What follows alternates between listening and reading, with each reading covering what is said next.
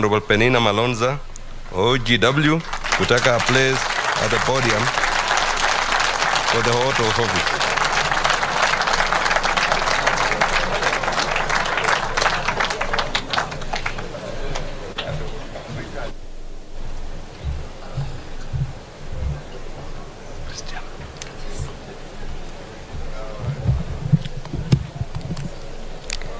I,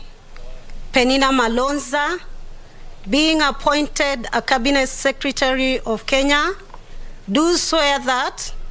I will at all times be faithful to the Republic of Kenya, that I will obey, respect, uphold this Constitution of Kenya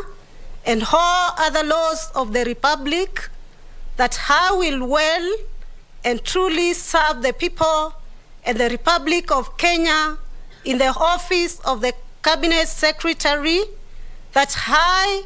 undertake to hold my office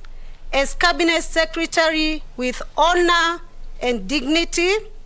that I will be true and faithful counselor to the President for the good management of the public affairs of the Republic of Kenya, that I will not diverge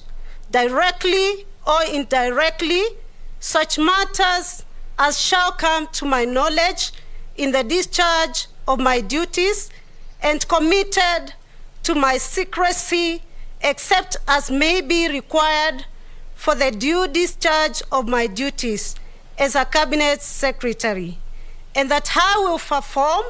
the functions of my office conscientiously and to the best of my ability. So help me God.